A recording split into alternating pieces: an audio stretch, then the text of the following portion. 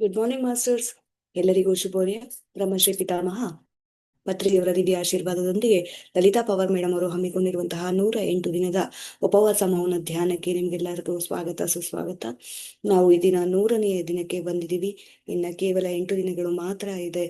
ಈ ಎಲ್ಲ ಒಂದು ಸಾಧನೆಗೆ ಮೇಡಮ್ ಅವರ ಒಂದು ಕೃಪಾಶೀರ್ವಾದ, ಅವರ ಒಂದು ಶಕ್ತಿ ನಮ್ಮನ್ನೆಲ್ಲ ಕರ್ಕೊಂಡು ಹೋಗ್ತಾ ಇದೆ ಅಂತ ಲಲಿತಾ ಮಹಾತ್ರಿಪುರ ಸುಂದರಿಯಲ್ಲಿ ಪ್ರಾರ್ಥನೆಯನ್ನ ಮಾಡ್ತಾ ನಮ್ಮಲ್ಲಿರುವಂತಹ ಧ್ಯಾನ, ಭಕ್ತಿ, ವೈರಾಗ್ಯದ ದಾರಿಗೆ ನಮ್ಮನ್ನ ಕರ್ಕೊಂಡು ಹೋಗ್ಲಿ ಅಂತ ಕೇಳ್ಕೊಳ್ತಾ ಈ ದಿನದ ಧ್ಯಾನವನ್ನು ಶುರು ಮಾಡೋಣ ಮಾಸ್ಟರ್ಸ್. ಎಲ್ಲರೂ ದಯವಿಟ್ಟು ಧ್ಯಾನ ಸ್ಥಿತಿಗೆ ಬಂದ್ಬಿಡಿ.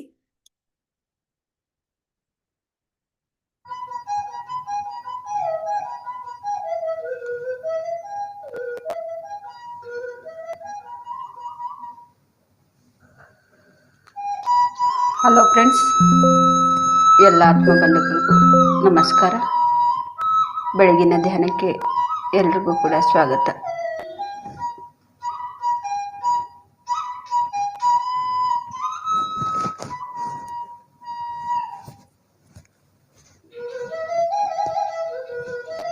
ನಾವೆಲ್ಲರೂ ಕೂಡ ಧ್ಯಾನಕ್ಕೆ ಕೂತ್ಕೊಳ್ಳೋಣ ಫ್ರೆಂಡ್ಸ್.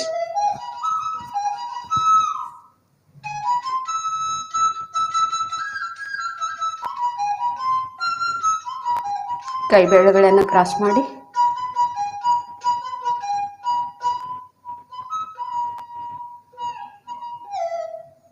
ಕಾಲುಗಳನ್ನು ಕ್ರಾಸ್ ಮಾಡಿ,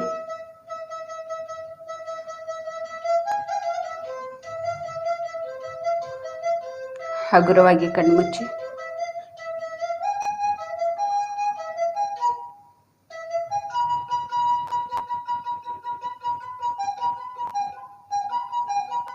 ಸಹಜವಾಗಿ ನಡೀತಾ ಇರೋ ಉಸಿರಾಟವನ್ನೇ ಗಮನಿಸ್ತಾ ಇರೋಣ. ಯಾವುದು ಕೂಡ ಯೋಚನೆ ಬೇಡ ಫ್ರೆಂಡ್ಸ್. ಇಂಪಾದ ಸಂಗೀತ ನಾದವನ್ನು ಕೇಳ್ತಾ ನಾವು ಉಸಿರನ್ನೇ ಗಮನಿಸ್ತಾ ಇರೋಣ. ಉಸಿರೇ ನಮ್ಮ ಗುರು.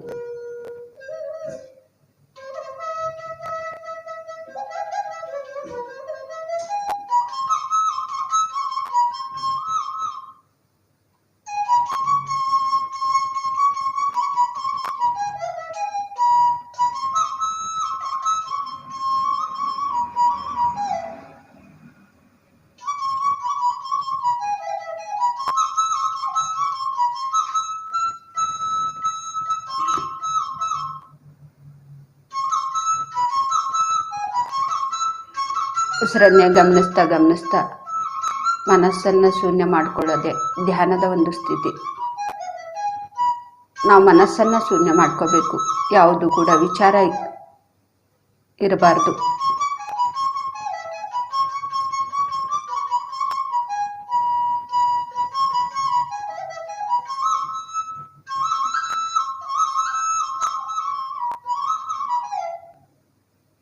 ಆ ಶೂನ್ಯ ಸ್ಥಿತಿಯಲ್ಲಿ ದೈವ ಶಕ್ತಿ ಅಡಗಿದೆ.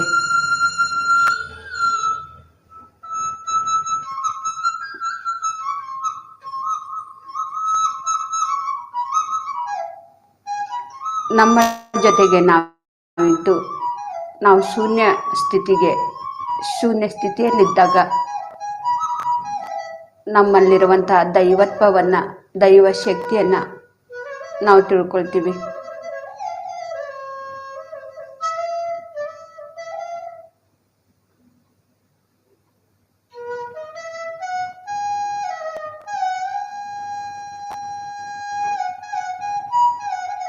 ತಿಳ್ಕೊಳ್ತಾ ಇರ್ತೀವಿ.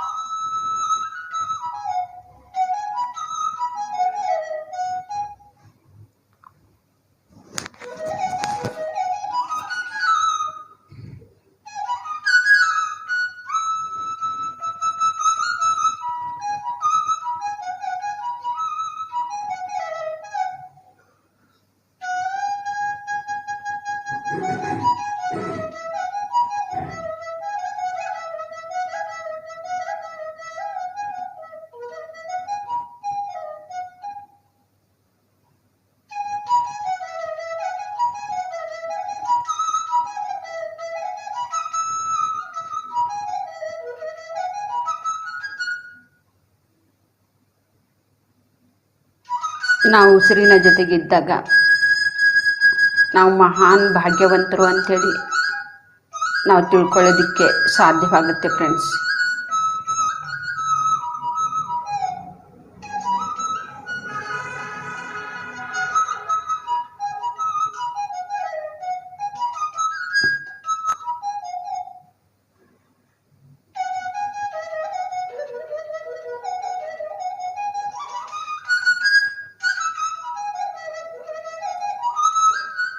ನಾವು ನಮ್ಮ ಉಸಿರಾಟದ ಜೊತೆಗಿದ್ದಾಗ ನಮ್ಮ ಜೀವನಕ್ಕೆ ನಾವೇ ಸೃಷ್ಟಿಕರ್ತರು ಅಂಥೇಳಿ ಈ ಸತ್ಯವನ್ನು ನಾವು ತಿಳ್ಕೊಳ್ತೀವಿ ಫ್ರೆಂಡ್ಸ್.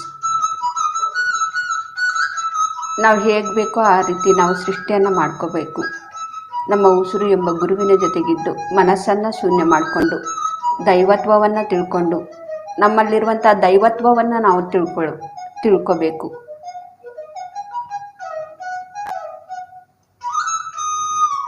ನಾವು ಯಾವಾಗ ನಮ್ಮಲ್ಲಿರುವಂಥ ದೈವತ್ವವನ್ನು ನಾವು ತಿಳ್ಕೊಳ್ತಾ ಇರ್ತೀವಿ, ಆಗ ನಮ್ಮ ಜೀವನಕ್ಕೆ ನಾವೇ ಸೃಷ್ಟಿಕರ್ತರಾಗ್ತೀವಿ.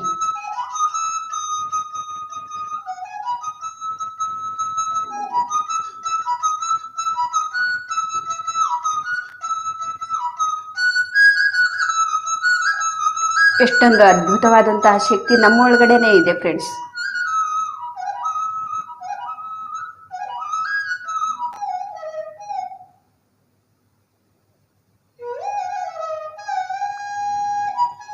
ನಾವು ಶೂನ್ಯ ಸ್ಥಿತಿಯಲ್ಲಿ ಇರೋದನ್ನು ಅಭ್ಯಾಸ ಮಾಡಬೇಕಷ್ಟೆ.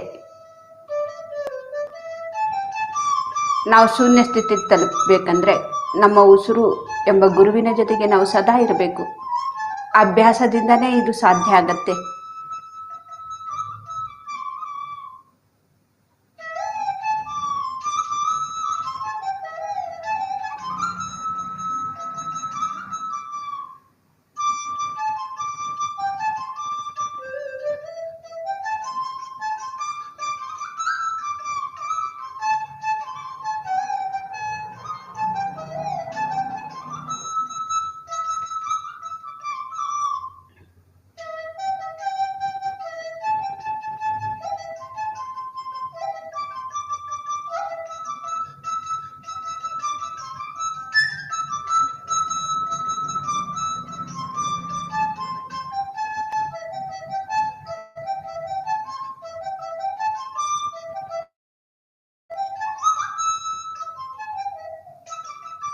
ನಾವು ಭಗವಂತನಿಗೆ ಯಾವ ರೀತಿ ವರ್ಣನೆಯನ್ನು ಮಾಡ್ತಾ ಇರ್ತೀವಿ, ವಿಧ ವಿಧವಾಗಿ ನಾವು ರೀತಿಯಲ್ಲಿ ನಾವು ವರ್ಣನೆಯನ್ನು ಮಾಡ್ತಾ ಇರ್ತೀವಿ ಭಗವಂತನಿಗೆ. ಕರುಣಾಶಾಲಿ,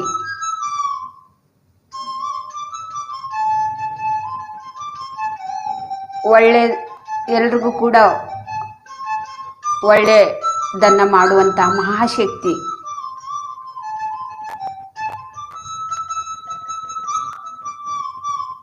ಭಗವಂತನಿಗೆ ನಾವು ನಾನಾ ರೀತಿಯಿಂದ ವರ್ಣನೆಯನ್ನು ಮಾಡ್ತೀವಿ.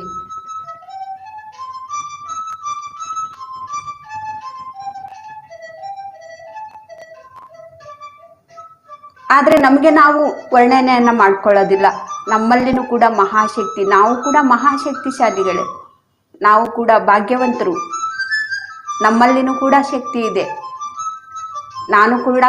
ನಾನು ಕೂಡ ಮೈತ್ರಿ ಕರುಣ್ಯದಿಂದ ನಾವು ಕೂಡ ಇರೋರು ಅಂತೇಳಿ ನಮ್ಮನ್ನು ನಾವು ವರ್ಣಿಸೋದೇ ಇಲ್ಲ. ನಮ್ಮ ಮೇಲೆ ನಮಗೆ ವಿಶ್ವಾಸ ಇಲ್ಲ, ಹಾಗಾಗಿ ನಮ್ಮ ಮೇಲೆ ನಾವು ಏನು ಕೂಡ ಅನ್ಕೊಳ್ಳೋದಿಲ್ಲ.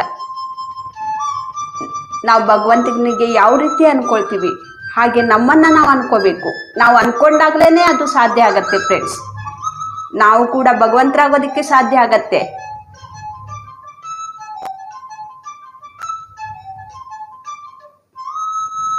ನಾನು ಎಷ್ಟು ಮೈತ್ರಿ ಕರುಣೆಯಿಂದ ಇದ್ದೀನಿ, ಎಷ್ಟು ಭಾಗ್ಯವಂತಳಾಗಿ ನಾನು ಜೀವಿಸ್ತಾ ಇದ್ದೀನಿ. ನನ್ನಲ್ಲಿ ಅಗಾಧವಾದಂತಹ ಶಕ್ತಿ ಇದೆ, ನನ್ನಲ್ಲಿ ಅದ್ಭುತವಾದಂತಹ ಶಕ್ತಿ ಇದೆ.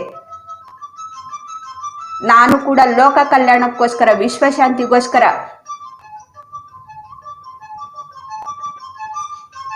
ಎಷ್ಟೋ ಆ ಶಕ್ತಿ ನನ್ನಲ್ಲಿನೂ ಕೂಡ ಇದೆ. ಈ ರೀತಿ ನಾವು ಅನ್ಕೊಂಡಾಗ್ಲೇನೆ ನಮ್ಗೆ ಸಾಧ್ಯ ಆಗತ್ತೆ ಆ ರೀತಿ ಜೀವಿಸೋದಿಕ್ಕೆ.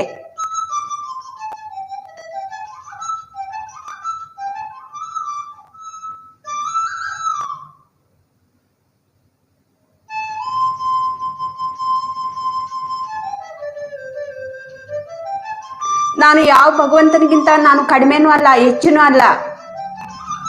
ಭಗವಂತನಿಗೆ ಎಷ್ಟು ಶಕ್ತಿ ಇದೆ, ನನಗೂ ಕೂಡ ಅಷ್ಟೇ ಶಕ್ತಿ ಇದೆ. ಆ ಭಗವಂತ ಬೇರೆ ಅಲ್ಲ, ನಾನು ಬೇರೆ ಅಲ್ಲ.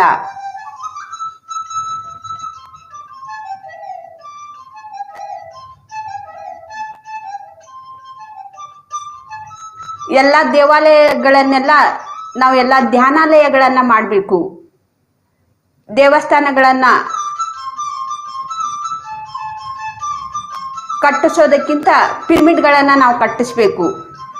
ದೇವಸ್ಥಾನದಲ್ಲಿ ಒಳಗಡೆ ಹೋಗಿ ನಾವು ಭಕ್ತರಾಗಿ ಹೊರಗಡೆ ಬರ್ತೀವಿ. ಪಿರಮಿಡ್ ಅಲ್ಲಿ ನಾವು ಒಳಗಡೆ ಹೋಗಿ ಮಾನವರಿಂದ ಮಾಧವರಾಗಿ ನಾವು ಹೊರಗಡೆ ಬರ್ತೀವಿ.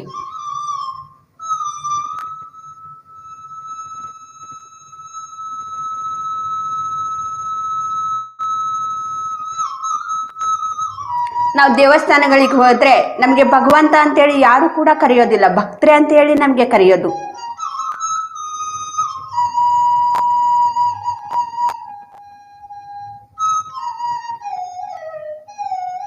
ನಾವು ದೇವಸ್ಥಾನಗಳನ್ನೆಲ್ಲ ಎಲ್ಲಿ ನಾವು ದೇವಸ್ಥಾನಗಳಿಗೆಲ್ಲ ಹೋಗ್ತೀವಿ, ನಾವು ಕೂಡ ಧ್ಯಾನವನ್ನ ಮಾಡಿ ಬೇರೆಯವ್ರಿಗೂ ಕೂಡ ಅಲ್ಲಿ ಧ್ಯಾನವನ್ನ ನಾವು ಹೇಳ್ಕೊಡ್ಬೇಕು. ದೇವಾಲಯಗಳನ್ನೆಲ್ಲ ಧ್ಯಾನಾಲಯ ಆಗ್ಬೇಕು.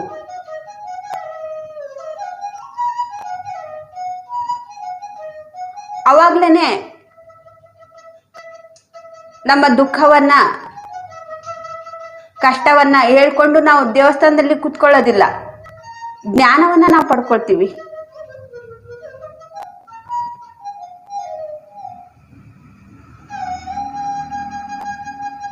ಅಲ್ಲಿ ನಾವು ಧ್ಯಾನಕ್ಕೆ ನಾವು ಕೂಡ ಧ್ಯಾನವನ್ನ ಮಾಡ್ತಾ ಬೇರೆಯವ್ರಿಗೂ ಕೂಡ ನಾವು ಧ್ಯಾನವನ್ನ ಹೇಳ್ಕೊಟ್ರೆ ಪ್ರತಿಯೊಬ್ರು ಕೂಡ ಸೃಷ್ಟಿಕರ್ತರಾಗ್ತಾರೆ, ಭಗವಂತರಾಗ್ತಾರೆ.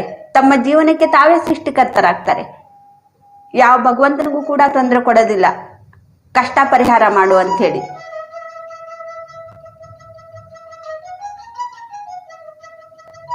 ಅದೇ ರೀತಿನೇ ಒಂದು ಪಿರಮಿಡ್ ಒಂದು ನಿರ್ಮಾಣ ಮಾಡಿದ್ರೆ ದೇವಾಲಯಗಳನ್ನ ಯಾವ ರೀತಿ ಕಟ್ತಾ ಇದ್ದಾರೆ, ಹಾಗೆ ಪ್ರತಿಯೊಂದು ಜಾಗದಲ್ಲಿನೂ ಕೂಡ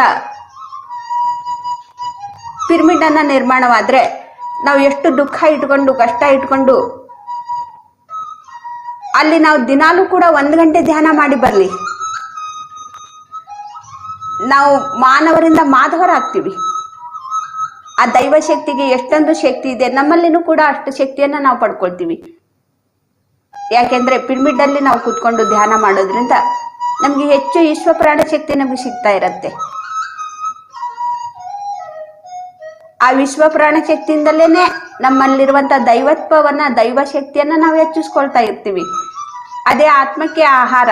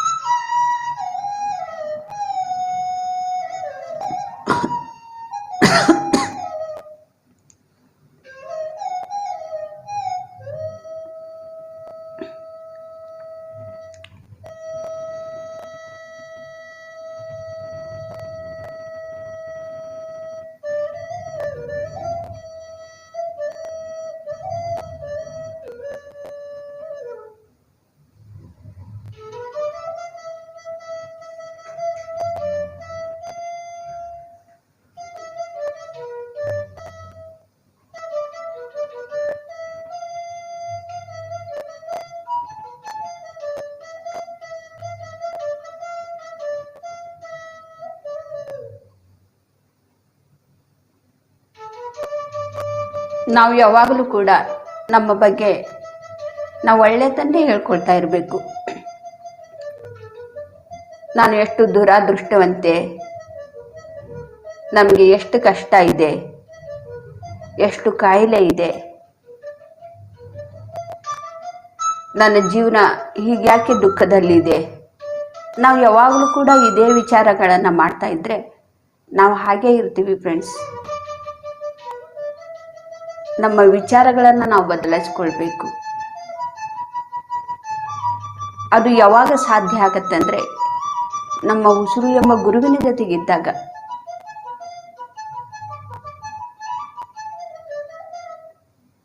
ನಾವು ಅನ್ಕೊಂಡೇನೆ ಆ ಪರಿಸ್ಥಿತಿಯನ್ನು ನಾವು ತಂದ್ಕೊಳ್ತೀವಿ. ಆ ಪರಿಸ್ಥಿತಿಯಿಂದ ಜೊತೆಗೆ ನಾವು ಬಂದಿಲ್ಲ, ಅದು ಅನ್ಕೊಂಡು ನಾವು ತರಿಸ್ಕೊಂಡಿದ್ದೀವಿ.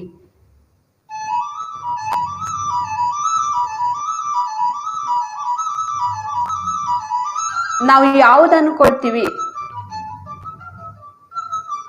ಅದು ನಮಗೆ ಬರುತ್ತೆ.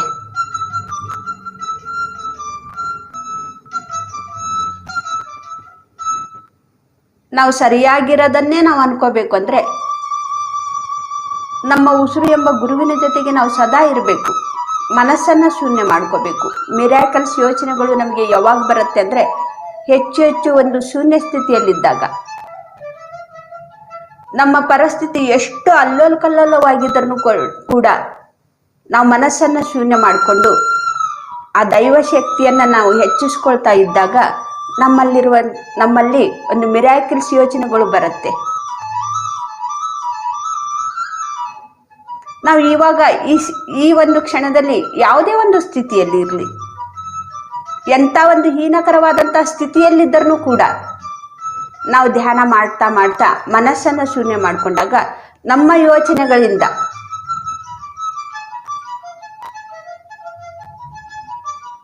ಮತ್ತೆ ನಮಗೆ ಯಾವ ರೀತಿ ಬೇಕೋ ಆ ರೀತಿ ನಮ್ಮ ಜೀವನವನ್ನು ನಾವು ಸೃಷ್ಟಿ ಮಾಡ್ಕೋಬಹುದು. ಎಲ್ಲವೂ ಕೂಡ ನಮ್ಮಲ್ಲೇನೆ ಇದೆ.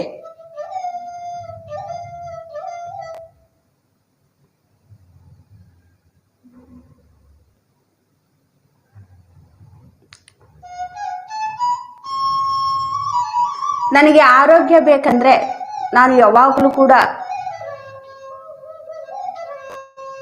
ಒಳ್ಳೆ ಯೋಚನೆಗಳಿಂದ ನನಗೆ ಈ ರೀತಿ ಕಾಯಿಲೆ ಇದೆ ಅಂತೇಳಿ ನಾವು ಅನ್ಕೋಬಾರ್ದು. ನನಗೆ ಕಾಯಿಲೆ ಇದ್ದರೂ ಕೂಡ ಇವಾಗ ಆಲ್ರೆಡಿ ಬಂದ್ಬಿಟ್ಟಿದೆ, ಅದರ ಬಗ್ಗೆ ನಾವು ಯೋಚನೆ ಮಾಡಬಾರ್ದು. ನಮ್ಮ ಉಸಿರು ಎಂಬ ಗುರುವಿನ ಜೊತೆಗೆ ನಾವಿದ್ದು ಉಸಿರಾಟವನ್ನೇ ಗಮನಿಸ್ತಾ ಮನಸ್ಸನ್ನ ಶೂನ್ಯ ಮಾಡಿಕೊಂಡಾಗ ನಮಗೆ ಯಾವುದೋ ಒಂದೇ ಕಾಯಿಲೆ ಇರಲಿ ಅದನ್ನು ನಾವು ಸುಮ್ಮನೆ ಸಾಕ್ಷಿಯಾಗಿ ನೋಡ್ತಾ ಇರಬೇಕು.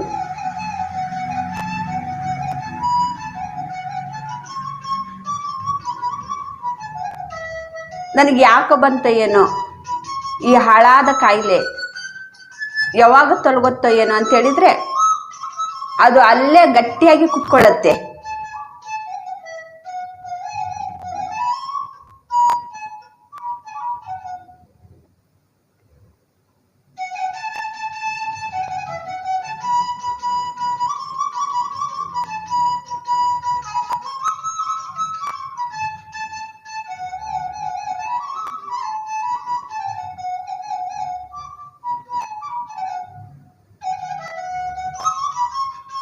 ಯಾವ ಒಂದು ಕಾಯಿಲೆ ಇದೆಯೋ ಅದಕ್ಕೆ ಸಾಕ್ಷಿಯಾಗಿ ನೋಡ್ತಾ ಹಾಗೇ ನಾವು ಮನಸ್ಸಿನ ಒಂದು ಸ್ಥಿತಿಯನ್ನು ಶೂನ್ಯ ಸ್ಥಿತಿಗೆ ನಾವು ತಗೊಂಡೋಗಿ ಬಿಟ್ರೆ ಅಲ್ಲಿ ಒಂದು ದೈವಶಕ್ತಿ ನಮ್ಮಲ್ಲಿ ನಾವು ಕಾಣ್ತೀವಿ.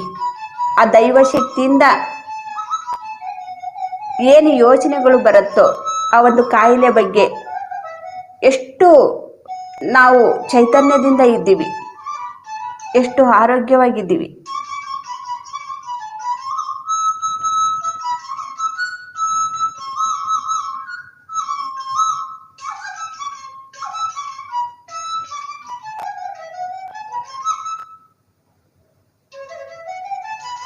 ಈ ರೀತಿ ಯೋಚನೆಗಳು ನಮಗೆ ಶೂನ್ಯ ಸ್ಥಿತಿಯಿಂದ ನಾವು ಹೊರಗಡೆ ಬಂದಾಗ್ಲೂ ಕೂಡ ಅದೇ ಯೋಚನೆಯಲ್ಲೇನೆ ನಾವು ಇರಬೇಕು. ನಾವು ಅದನ್ನೇ ನಾವು ಪಠಿಸ್ತಾ ಇರಬೇಕು. ಯಾವ ರೀತಿ ಮಂತ್ರಗಳನ್ನು ಪಠಿಸ್ತಾ ಇರ್ತೀವೋ ಹಾಗೆಯೇ ನಾನು ಎಷ್ಟು ಚೈತನ್ಯದಿಂದಿದ್ದೀನಿ, ಎಷ್ಟು ಆರೋಗ್ಯವಾಗಿದ್ದೀನಿ, ಎಷ್ಟು ಭಾಗ್ಯವಂತಳಾಗಿ ನಾನು ಜೀವಿಸ್ತಾ ಇದ್ದೀನಿ, ನಾನು ಎಷ್ಟು ಅದೃಷ್ಟವಂತೆ.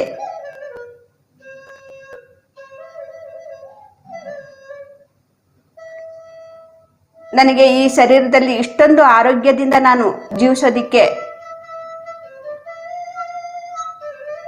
ಒಂದು ಭಗವಂತನ ಒಂದು ಪ್ರಕೃತಿ ಸಹಾಯ ಸಹಕಾರ ನನಗೆ ಸಿಗ್ತಾ ಇದೆ. ಆ ಪ್ರಕೃತಿಗೆ, ಆ ಭಗವಂತನಿಗೆ, ಆ ಸೃಷ್ಟಿಕರ್ತನಿಗೆ ನಾವು ಥ್ಯಾಂಕ್ಸ್ ಹೇಳ್ತಾ ನಾನು ಎಷ್ಟು ಚೆನ್ನಾಗಿ ಆರೋಗ್ಯವನ್ನು ನೋಡ್ಕೊಳ್ತಾ ಇದ್ದೀನಿ. ನನ್ನ ಆರೋಗ್ಯ, ಈ ಭಗವಂತ ಕೊಟ್ಟಿರುವಂಥ ಶರೀರವನ್ನು ಎಷ್ಟು ಚೆನ್ನಾಗಿ ನಾನು ನೋಡ್ಕೊಳ್ತಾ ಇದ್ದೀನಿ. ನಮಗೂ ಕೂಡ ನಾವು ಥ್ಯಾಂಕ್ಸ್ ಹೇಳ್ಕೋಬೇಕು.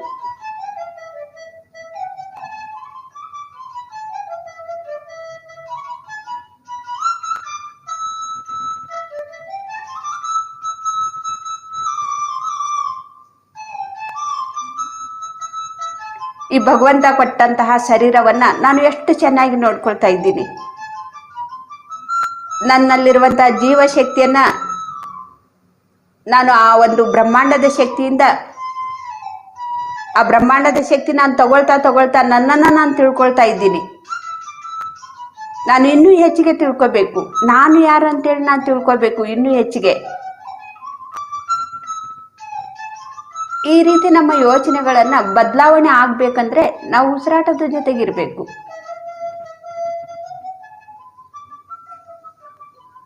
ಮನಸ್ಸನ್ನು ಶೂನ್ಯ ಮಾಡ್ಕೋಬೇಕು.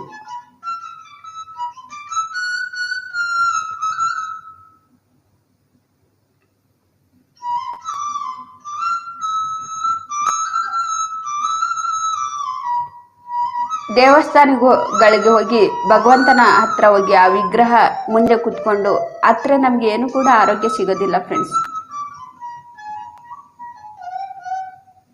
ನಾವು ಸಾಧನೆಯನ್ನ ಮಾಡಬೇಕು.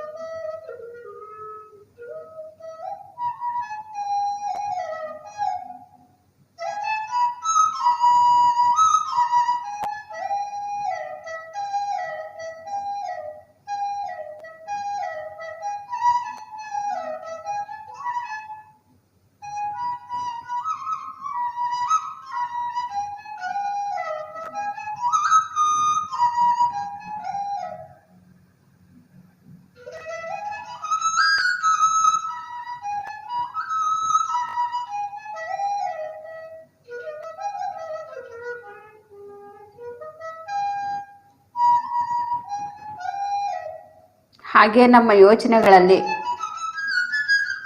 ಧ್ಯಾನದ ಮುಖಾಂತರ ನಮ್ಮ ಯೋಚನೆಗಳಲ್ಲಿ ಬದಲಾವಣೆ ಆಗ್ತಾ ನಾವು ಆಧ್ಯಾತ್ಮಿಕ ಸೇವೆಯನ್ನು ಕೂಡ ಮಾಡಬೇಕು.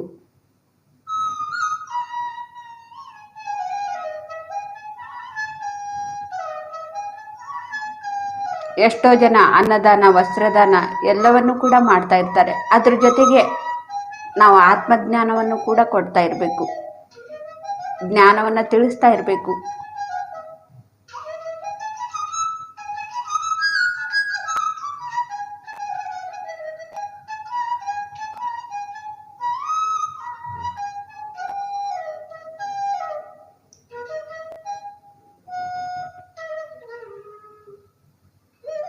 ನಾವು ಧ್ಯಾನವನ್ನು ಮಾಡ್ತಾ ಎಷ್ಟೋ ಒಂದು ಜ್ಞಾನವನ್ನು ಸಂಪಾದನೆಯನ್ನು ಮಾಡ್ಕೊಂಡಿರ್ತೀವಿ, ಆಧ್ಯಾತ್ಮಿಕ ಶ್ರೀಮಂತರಾಗಿರ್ತೀವಿ.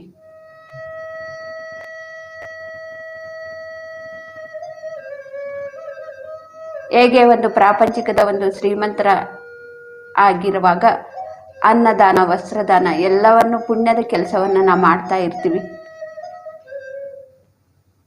ಹಾಗೆ ಆಧ್ಯಾತ್ಮಿಕ ಒಂದು ಶ್ರೀಮಂತರಾದಾಗ ನಮ್ಮಲ್ಲಿರುವಂಥ ಅಗಾಧವಾದಂತಹ ಶಕ್ತಿಯನ್ನು ನಾವು ತಿಳ್ಕೊಂಡಾಗ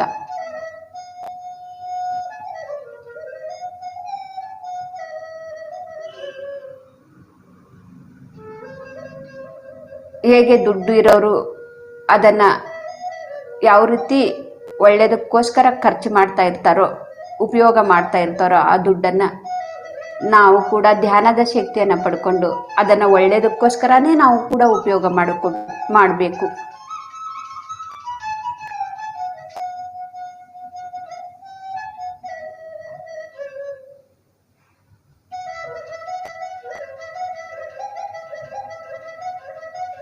ನಾವು ತಿಳ್ಕೊಂಡಿರುವಂತಹ ಜ್ಞಾನವನ್ನು ಎಲ್ರಿಗೂ ಕೂಡ ನಾವು ಕೂಡ ಹಂಚಬೇಕು, ಒಳ್ಳೆಯದನ್ನೇ ಮಾಡಬೇಕು.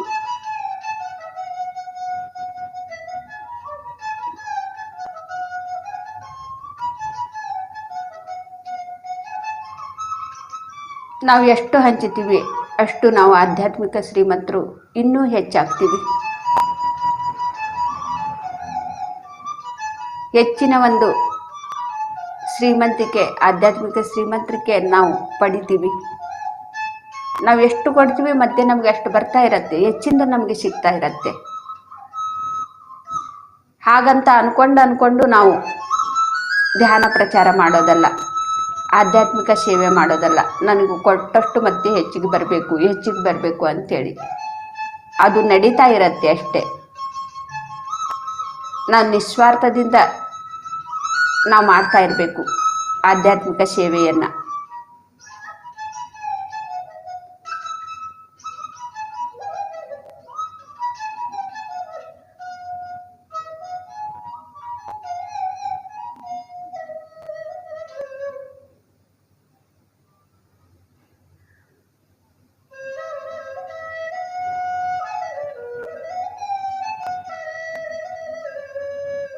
ನಾವು ಎಷ್ಟು ಹಂಚುತ್ತಾ ಇರ್ತೀವಿ ಅಷ್ಟು ನಮಗೆ ಹೆಚ್ಚಿಂದ ನಮಗೆ ಸಿಗ್ತಾ ಇರತ್ತೆ.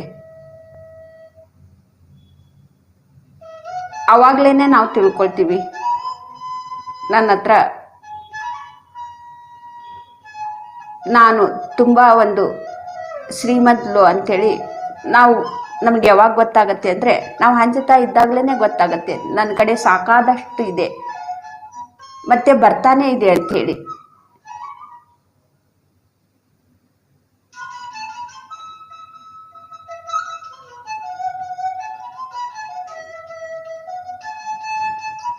ಇಲ್ಲ ಅಂದರೆ ನಮ್ಮಲ್ಲಿರುವಂಥ ಶಕ್ತಿಯನ್ನು ನಾವು ತಿಳ್ಕೊಳ್ಳೋದಿಲ್ಲ ಫ್ರೆಂಡ್ಸ್. ನಾವು ಸುಮ್ಮನೆ ಧ್ಯಾನ ಮಾಡ್ತಾ ಇದ್ದೀವಿ ನಮ್ಮ ಸ್ವಾರ್ಥಕ್ಕೋಸ್ಕರ. ಎಷ್ಟೋ ವರ್ಷಗಳಿಂದ ನಾವು ಧ್ಯಾನ ಮಾಡ್ತಾನೇ ಇದ್ದೀವಿ, ಎಷ್ಟೋ ಶಕ್ತಿಯನ್ನು ನಾವು ಪಡ್ಕೊಳ್ತಾನೇ ಇದ್ದೀವಿ. ಆದರೆ ಆ ಶಕ್ತಿಯನ್ನು ನಾವು ಹಂಚುತ್ತಾ ಇಲ್ಲ. ಒಂದು ಶ್ರೀಮಂತ ಎಷ್ಟೋ ಶ್ರೀಮಂತರ ಹಣವನ್ನು ದಿನಾಲೂ ಕೂಡ ಸಂಪಾದನೆ ಆಗ್ತಾ ಇರತ್ತೆ, ಲಕ್ಷಾಂತರ ರೂಪಾಯಿ ಸಂಪಾದನೆ ಆಗ್ತಾ ಇರತ್ತೆ. ಆದರೆ ಆ ದುಡ್ಡನ್ನು ಯಾವುದಕ್ಕೂ ಕೂಡ ಉಪಯೋಗ ಮಾಡಲಿಲ್ಲ ಅಂದರೆ ಆ ದುಡ್ಡು ಹಾಗೆ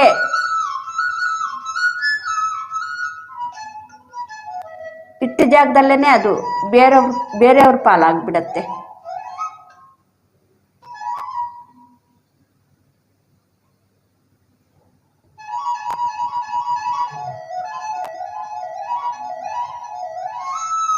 ನಾವು ಕೂಡ ಧ್ಯಾನವನ್ನು ಮಾಡ್ತಾ ಜ್ಞಾನವನ್ನು ಪಡ್ಕೊಂಡಿರೋದನ್ನು ಬೇರೆಯವ್ರಿಗೆ ಹೇಳಬೇಕು.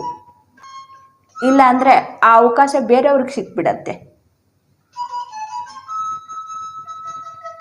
ನಮಗೆ ಸಿಕ್ಕಿರುವಂಥ ಅವಕಾಶವನ್ನು ನಾವು ಪಡ್ಕೋಬೇಕು, ಅದನ್ನು ಉಪಯೋಗ ಮಾಡ್ಕೋಬೇಕು.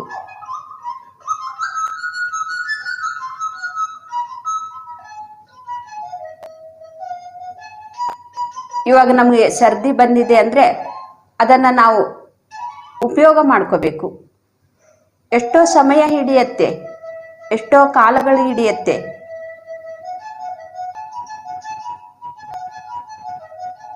ಆ ಒಂದು ಸರ್ದಿ ಬರಬೇಕಂದ್ರೆ ಮತ್ತೆ ಸಿಕ್ಕಿರೋದೊಂದು ಅವಕಾಶವನ್ನು ನಾವು ಕಳ್ಕೊಂಡ್ರೆ ಮತ್ತೆ ಎಷ್ಟೋ ಜನ್ಮಗಳು ಬೇಕು, ನಮಗೆ ಎಷ್ಟೋ ಕಾಲಗಳು ಬೇಕು.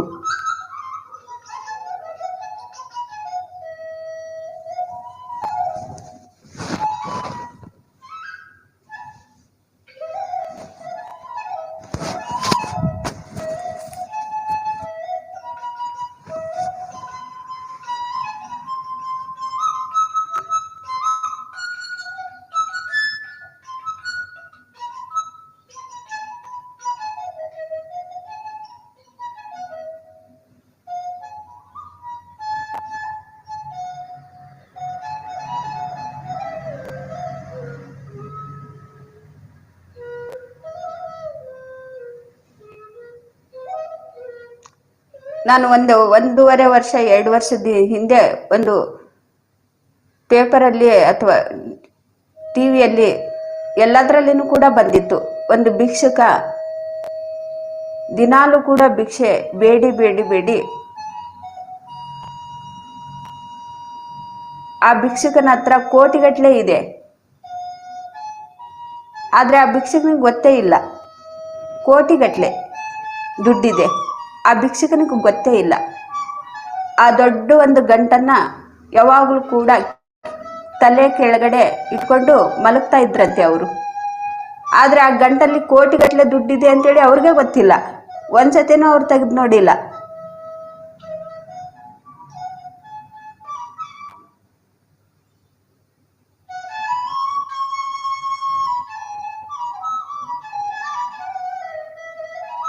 ಹಾಗೆ ಆ ಗಂಟು ತಲೆ ಕೆಳಗಡೆ ಇಟ್ಕೊಂಡು ಒಂದಿನ ಹಾಗೆ ಶರೀರ ಬಿಟ್ಬಿಟ್ಟಿದ್ದಾರೆ.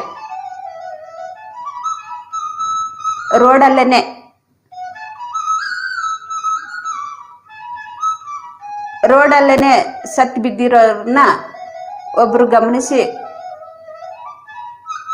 ಹಾಗೆ ಈ ರೀತಿ ಕರೆಸ್ತಾರಲ್ವಾ ಗೌರ್ಮೆಂಟ್, ಏನೇನು ಸಿದ್ಧತೆಗಳನ್ನು ಮಾಡಬೇಕು ಆ ರೀತಿ ಮಾಡಬೇಕಲ್ವಾ. ಅಲ್ಲಿ ಎಲ್ಲಾನು ಕೂಡ ಗುಂಪು ಕಟ್ಕೊಂಡು ಆ ತಲೆ ಕೆಳಗಡೆ ಇರುವಂಥ ಗಂಟನ್ನು ತೆಗೆದು ನೋಡಿದರೆ ಕೋಟಿಗಟ್ಟಲೆ ದುಡ್ಡಿದೆ. ಎಲ್ಲರೂ ಕೂಡ ಅದನ್ನು ರೋಡಲ್ಲೇ ಎಣಿಸ್ತಾ ಇದ್ದಾರೆ ಆ ದುಡ್ಡನ್ನು. ಆದರೆ ಕೋಟಿಗಟ್ಟಲೆ ದುಡ್ಡು ಇರೋದನ್ನು ಅವ್ರಿಗೆ ಗೊತ್ತಿಲ್ಲ. ಭಿಕ್ಷಕರಾಗಿಯೇ ಶರೀರವನ್ನು ಬಿಟ್ಟಿದ್ದಾರೆ ಅವರು.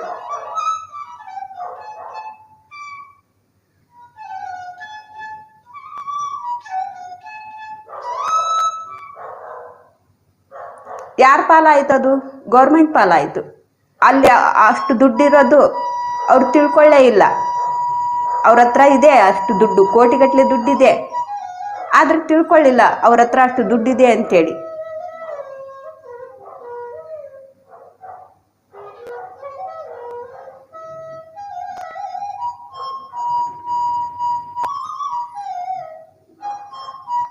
ನಾವು ಕೂಡ ದಿನಾಲೂ ಕೂಡ ಧ್ಯಾನ ಮಾಡ್ತೀವಿ.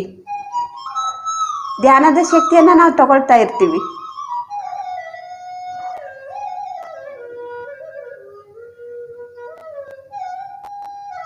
ನಮಗೆ ಎಲ್ಲ ವೈಭೋಗಗಳು ಬರಬೇಕು ಅಂದ್ರೆ ನಾವು ಧ್ಯಾನ ಪ್ರಚಾರನೂ ಕೂಡ ಮಾಡಬೇಕು.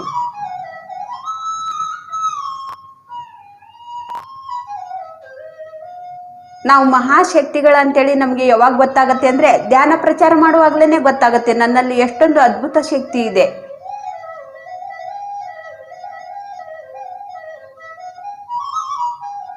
ನಾನು ಎಷ್ಟು ಹಂಚಿದ್ರೂ ಕೂಡ ಮತ್ತೆ ನಾನು ಪಡ್ಕೊಳ್ತಾನೆ ಇದ್ದೀನಿ.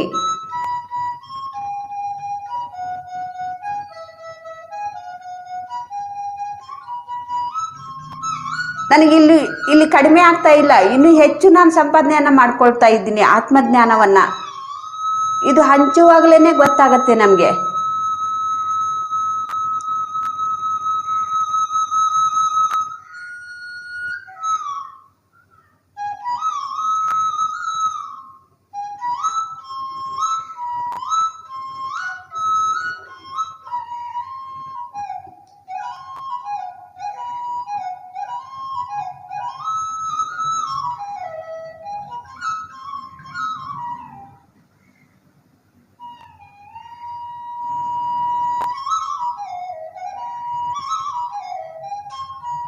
ನಮ್ಮ ಹತ್ರ ಪ್ರಾಪಂಚಿಕದ ಒಂದು ಶ್ರೀಮಂತಿಕೆ ಎಲ್ಲಿದ್ರೆ ನಾವು ಪಿರಮಿಡ್ಗಳನ್ನು ಕಟ್ಟಿಸ್ಬೇಕು. ಯಾವುದಕ್ಕೋ ನಾವು ಆ ದುಡ್ಡನ್ನು ನಾವು ವ್ಯರ್ಥವಾಗಿ ನಾವು ಕಳಿಬಾರ್ದು ಫ್ರೆಂಡ್ಸ್. ಪಿರಮಿಡ್ಗಳನ್ನು ನಾವು ಕಟ್ಟಿಸಿ ಬಂದವರಿಗೆಲ್ಲ ಧ್ಯಾನವನ್ನು ಹೇಳಿ, ಆಗ ಅಲ್ಲಿ ಬಂದಂಥವ್ರಿಗೆಲ್ಲರಿಗೂ ಕೂಡ ಅನ್ನದಾನ ಮಾಡೋದ್ರಿಂದ ಶರೀರನೂ ಕೂಡ ಹಾಯಾಗಿ ಇರುತ್ತೆ, ತೃಪ್ತಿಯಾಗಿರುತ್ತೆ. ಆತ್ಮ ಕೂಡ ಜನ್ಮ ಜನ್ಮಾಂತರಗಳ ಒಂದು ಜ್ಞಾನವನ್ನ ತಿಳ್ಕೊಳ್ತಾ ಇರತ್ತೆ.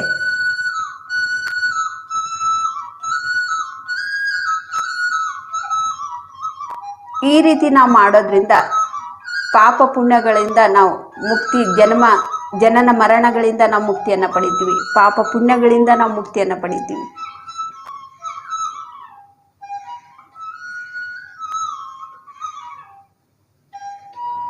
ನಮ್ಮ ಹತ್ರ ದುಡ್ಡಿಲ್ಲ ಆದರೆ ನಮಗೆ ಸಮಯ ಇದೆ ಅಂದರೆ ಎಲ್ರಿಗೂ ಕೂಡ ನಾವು ಧ್ಯಾನವನ್ನು ಹೇಳ್ಕೊಡ್ಬೇಕು.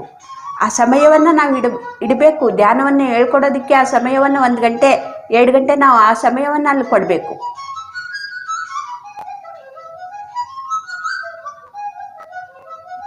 ಎಲ್ಲಿ ಪಿರಮಿಡ್ ಇರುತ್ತೋ ಅಲ್ಲಿಗೆ ಹೋಗೋದಕ್ಕೆ ಪ್ರೋತ್ಸಾಹವನ್ನು ಕೊಡಬೇಕು. ಅಲ್ಲಿ ಎಲ್ಲ ಪಿರಮಿಡ್ ಇದೆ, ಅಲ್ಲಿಗೆ ಹೋಗಿ ಧ್ಯಾನ ಮಾಡಿ. ಒಂದೊಂದು ಏರಿಯಾದಲ್ಲಿ ಒಂದೊಂದು ಧ್ಯಾನದ ಒಂದು ಸೆಂಟರ್ ಇದೆ, ಅಲ್ಲಿಗೆ ಹೋಗಿ ಧ್ಯಾನ ಮಾಡಿ ಅಂತೇಳಿ. ಯಾರಿಗೆ ಗೊತ್ತಿರೋದಿಲ್ಲ ಅವ್ರಿಗೆ ನಾವು ತಿಳಿಸ್ಕೊಡೋದ್ರಿಂದನೇ ಅವ್ರಿಗೆ ಗೊತ್ತಾಗತ್ತೆ. ನಾವು ಗೊತ್ತಿದ್ದನು ಕೂಡ ಮೂಕರಾಗಿದ್ಬಿಟ್ರೆ ಮತ್ತೆ ನಾವು ಹೊರಗಡೆ ಮುಕ್ತಿಯನ್ನು ಪಡಿಬೇಕು ಅಂತೇಳಿ ಅದರಿಂದ ನಾವು ದುಃಖದಿಂದ ಕಷ್ಟದಿಂದ ನಾವು ಹೊರಗಡೆ ಬರಬೇಕಂದ್ರೆ ಹೇಗೆ ಸಾಧ್ಯ ಆಗತ್ತೆ?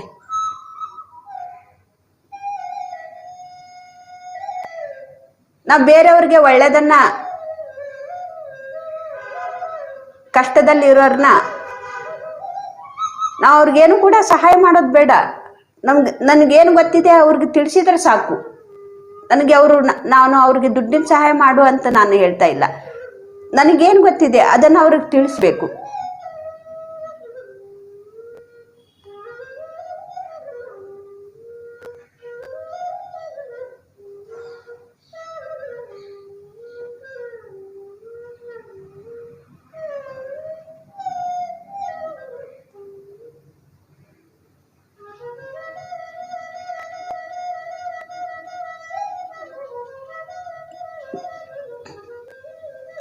ನಾವು ಗೊತ್ತಿದ್ದರೂ ಕೂಡ ಯಾರಿಗೂ ಕೂಡ ಏನು ಹೇಳದೇ ಇದ್ದರೆ ನಾವು ಆಧ್ಯಾತ್ಮಿಕದಲ್ಲಿ ನಾವು ಮುಂದೆ ಒಂದು ಪ್ರಯಾಣ ಮತ್ತೆ ಮುಂದೆ ಸಾಗೋದಿಲ್ಲ, ಅಲ್ಲೇ ನಿಂತ್ಕೊಳ್ತೀವಿ ಫ್ರೆಂಡ್ಸ್. ನಾವು ಕೇವಲ ಉಸಿರನ್ನೇ ಗಮನಿಸೋದಷ್ಟೇ ಅಲ್ಲ, ಉಸಿರನ್ನು ಗಮನಿಸ್ತಾ ಪ್ರತಿಯೊಂದು ಕೂಡ ನಾವು ಗಮನಿಸ್ತಾ ಇರಬೇಕು. ಮತ್ತೆ ನಾನು ಏನು ಮಾಡಬೇಕು, ನೆಕ್ಸ್ಟ್ ಏನು ಮಾಡಬೇಕು, ನಾನು ಇನ್ನೂ ಮತ್ತೆ ಹೆಚ್ಚಿನ ಒಂದು ಶಕ್ತಿಯನ್ನು ಪಡ್ಕೊಳ್ತಾ ಇದ್ದೀನಿ. ಆ ಶಕ್ತಿ ಯಾವ ರೀತಿ ನಾನು ಉಪಯೋಗ ಮಾಡ್ಕೋಬೇಕು?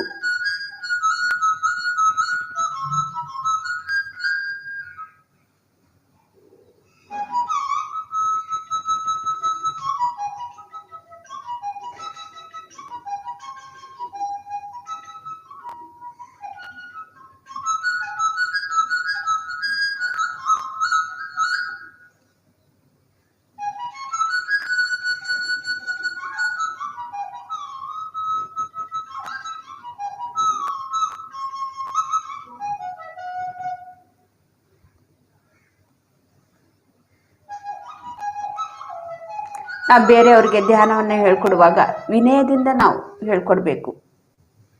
ಕೋಪ ಮಾಡ್ಕೋಬಾರ್ದು. ಏನಾದರೂ ಡೌಟ್ಸ್ ಇದ್ದರೆ ನಮಗೆ ಗೊತ್ತಿದ್ರೆ ಮಾತ್ರ ನಾವು ಹೇಳಬೇಕು. ಗೊತ್ತಿಲ್ಲದೆ ಇದ್ದರೆ ನಮಗಿಂತ ಹೆಚ್ಚಿನ ಒಂದು ತಿಳ್ಕೊಂಡಿರೋರ ಹತ್ರ ಅವರು ಒಂದು ಅಡ್ರೆಸ್ ಆಗಲಿ, ಅವ್ರ ಫೋನ್ ನಂಬರ್ ಆಗಲಿ ನಾವು ಕೊಡಬೇಕು.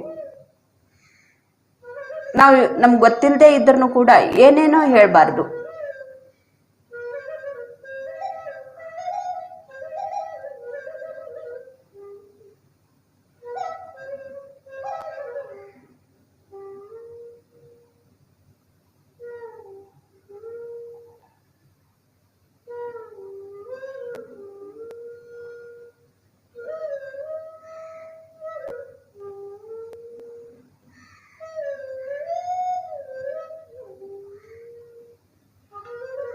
ನಾವು ಯಾವುದೋ ಒಂದು ಅನುಭವದ ಮುಖಾಂತರ ನಾವು ತಿಳ್ಕೊಂಡಿದ್ದೀವಿ, ಅದನ್ನೇ ನಾವು ಹೇಳಬೇಕು. ತಿಳ್ಕೊಂಡಿರೋದನ್ನೇ ಹೇಳಬೇಕು.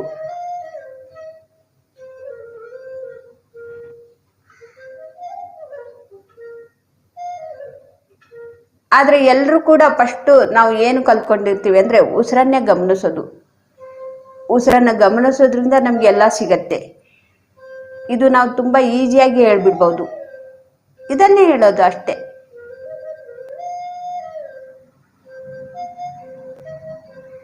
ನಾವು ಬೇರೆಯವ್ರಿಗೆ ಇದನ್ನು ಹೇಳ್ಕೊಟ್ಟಿರ್ತೀವಿ, ಅವ್ರಿಗೆ ಏನೋ ಒಂದು ಅನುಭವ ಆಗಿರತ್ತೆ. ಆ ಅನುಭವ ನಮಗಾಗಿರೋದಿಲ್ಲ, ಆದರೆ ಅವ್ರಿಗಾಗಿರತ್ತೆ.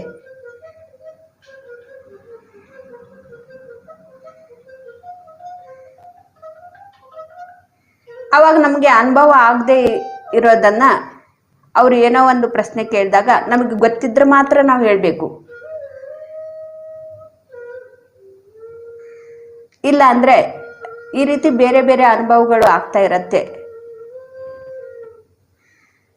ನಮಗಿಂತ ಯಾರೋ ಒಬ್ರು ಹೆಚ್ಚಿನ ಒಂದು ತಿಳ್ಕೊಂಡವ್ರ ಹತ್ರ ಅವ್ರ ಹತ್ರ ನಾವು ಕಳಿಸ್ಬೇಕು, ಕಲ್ತ್ಕೊಂಡು ಬನ್ನಿ, ಅವ್ರ ಹತ್ರ ತಿಳ್ಕೊಂಡು ಬನ್ನಿ ಅಂಥೇಳಿ. ನನಗೆ ಅನುಭವ ಆಗಿಲ್ಲ, ಇಷ್ಟು ವರ್ಷದಿಂದ ನಾನು ಧ್ಯಾನ ಮಾಡ್ತಾ ಇದ್ದೀನಿ, ಅದು ನಿನಗೆ ಹೆಂಗೆ ಅನುಭವ ಆಯಿತು ಅಂಥೇಳಿ ಈ ರೀತಿ ಯಾರಿಗೂ ಕೂಡ ನಾವು ಅಹಂಕಾರದಿಂದ ನಾವು ಮಾತಾಡಬಾರ್ದು. ಗತ ಜನ್ಮದ ಒಂದು ಸಂಸ್ಕಾರ ಕೆಲವರಿಗೆ ಒಂದೇ ದಿನಕ್ಕೆ ಅವ್ರಿಗೆ ಬಂದ್ಬಿಡತ್ತೆ, ಧ್ಯಾನದ ಸ್ಥಿತಿಗೆ ಅವ್ರು ತಲುಪಿಬಿಡ್ತಾರೆ.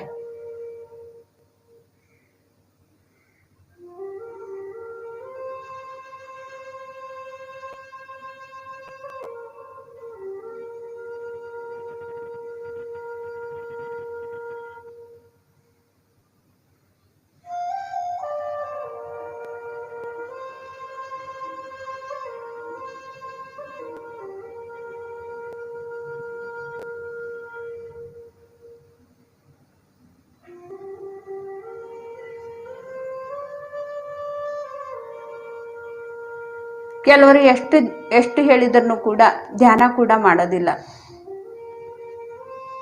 ಧ್ಯಾನದಲ್ಲಿ ತೊಂದರೆಗಳನ್ನು ಮಾಡ್ತಾ ಇದ್ರೂ ಕೂಡ ತೊಂದರೆಗಳನ್ನು ಕೊಡ್ತಾ ಇರ್ತಾರೆ. ಅಂಥವ್ರಿಗೆ ನಾವು ಸಾಕ್ಷಿಯಾಗಿ ನಾವು ನೋಡ್ತಾ ಇರಬೇಕು. ಅಂಥವ್ರ ಮೇಲೇನೂ ಕೂಡ ನಾವು ಕೋಪ ಮಾಡ್ಕೋಬಾರ್ದು.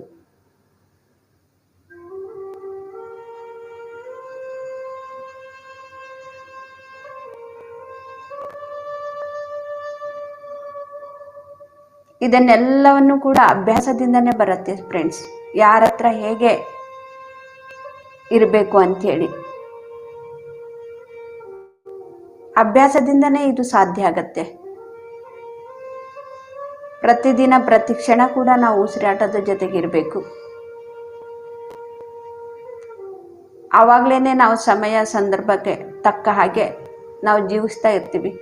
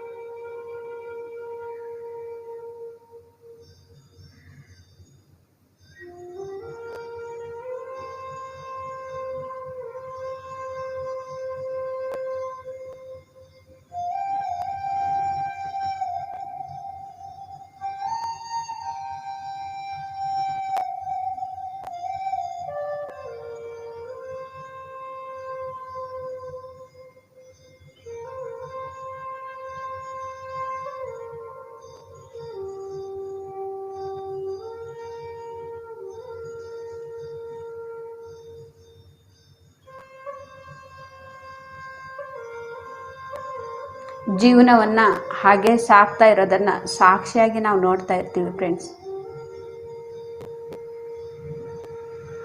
ಆ ರೀತಿ ನಾವು ಸಾಧನೆಯನ್ನು ಮಾಡಬೇಕು. ನಡೀತಾ ಇರುವಂಥ ಜೀವನವನ್ನು ಸಾಕ್ಷಿಯಾಗಿ ನಾವು ನೋಡೋದನ್ನು ಕಲ್ತ್ಕೋಬೇಕು. ಅದರ ಬಗ್ಗೆ ನಮಗೆ ಒಂದು ಕ್ಷಣ ಕೂಡ ಯೋಚನೆಗಳು, ಯಾವುದೂ ಒಂದು ಯೋಚನೆ ಕೂಡ ಇರಬಾರ್ದು.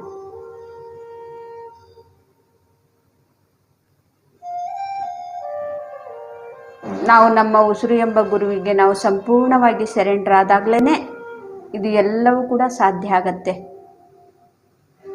ಸಾಕ್ಷಿಯಾಗಿ ನೋಡೋದಕ್ಕೆ ಸಾಧ್ಯವಾಗತ್ತೆ. ನಡೀತಾ ಇರುವಂಥ ಜೀವನವನ್ನು ಸಾಕ್ಷಿಯಾಗಿ ನಾವು ನೋಡ್ತಾ ಇರ್ತೀವಿ ಅಷ್ಟೇ.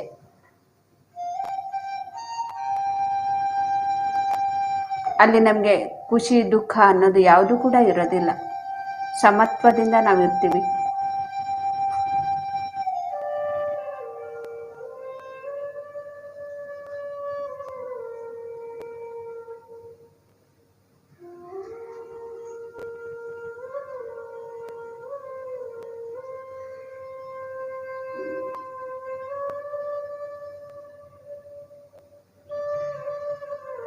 ಈ ಕ್ಷಣದಲ್ಲಿ ನಮಗೆ ಆಗ್ತಾ ಇರೋದು ಯಾರಿಗೂ ಕೂಡ ಗೊತ್ತಾಗೋದಿಲ್ಲ.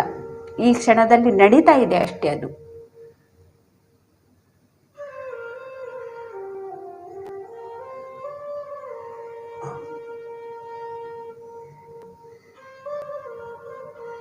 ಆದರೆ ಈ ಕ್ಷಣದ ಜೀವನವನ್ನು ಜೀವಿಸೋದನ್ನು ನಾವು ಕಲ್ತ್ಕೋಬೇಕು. ಈ ಕ್ಷಣದ ಜೀವನದಲ್ಲೇ ಭಗವಂತ ನೆಲೆಸಿರೋದು.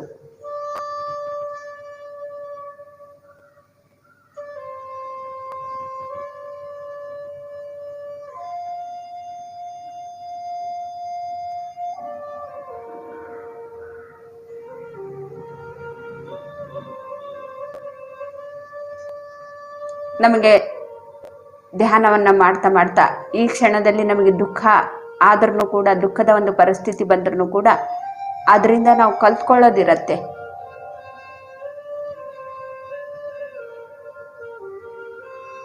ನಾನು ಏನು ಕಲ್ತ್ಕೋಬೇಕು ಅಂತೇಳಿ ನಾವು ಕಲಿತಾ ಇರಬೇಕಷ್ಟೆ.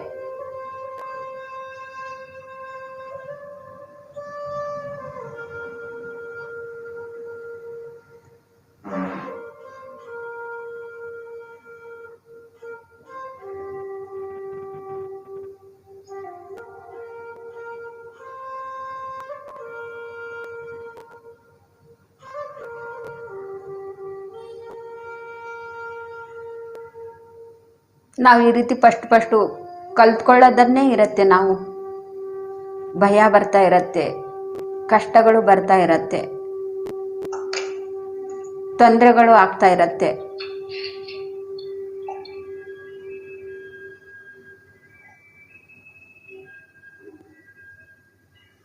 ಅದರಿಂದ ನಾವು ಕಷ್ಟ, ದುಃಖ, ತೊಂದರೆಯಿಂದ, ಕಾಯಿಲೆಯಿಂದ ಹೇಗೆ ಹೊರಗಡೆ ಬರಬೇಕು ಅಂತೇಳಿ ನಾವು ಅದನ್ನು ಎಲ್ಲವನ್ನು ಕೂಡ ಕಲ್ತ್ಕೊಂಡಾಗಲೇ ಒಂದು ಸ್ಥಿತಿಗೆ ನಾವು ತಲುಪ್ತೀವಿ.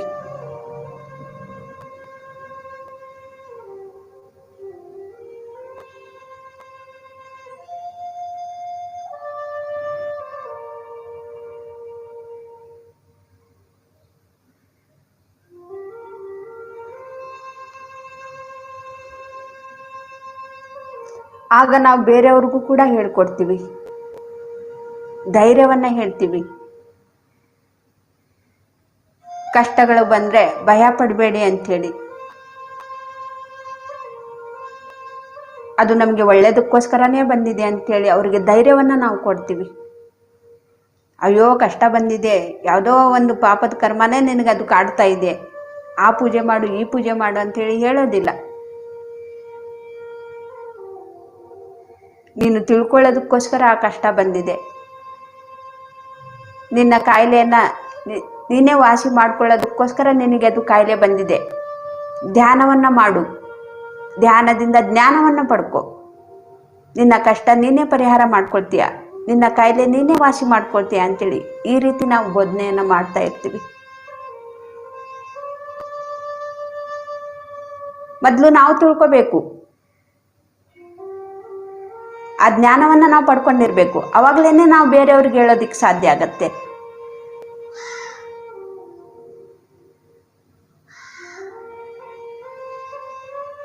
ನಾವೇ ದುಃಖದಿಂದ ಇದ್ರೆ ನಾವು ಬೇರೆಯವ್ರಿಗೆ ಹೆಂಗೆ ಸಮಾಧಾನ ಮಾಡೋದಿಕ್ಕಾಗತ್ತೆ, ಹೆಂಗೆ ಧೈರ್ಯವನ್ನ ಹೇಳೋದಿಕ್ಕೆ ಸಾಧ್ಯ ಆಗತ್ತೆ? ನಾವು ತಿಳ್ಕೊಳ್ತಾ ಬೇರೆಯವ್ರಿಗೂ ಕೂಡ ತಿಳಿಸ್ಬೇಕು. ಇನ್ನೂ ನಮಗೆ ಹೆಚ್ಚಿನ ಒಂದು ಜ್ಞಾನ ಬರುತ್ತೆ.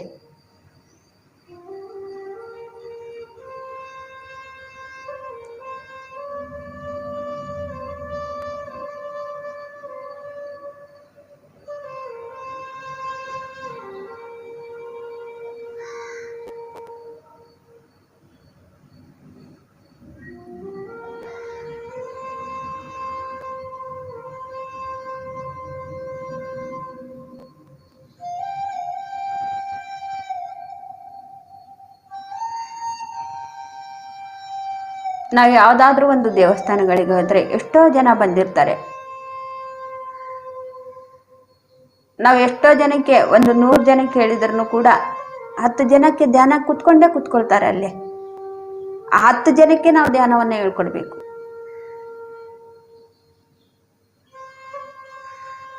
ಅವ್ರ ಜೊತೆಗೆ ನಾವು ಕೂಡ ಅದೇ ರೀತಿನೇ ಮಾಡೋದಲ್ಲ. ನಮಗೆ ಜ್ಞಾನ ಬಂದಿದೆ ಇವಾಗ,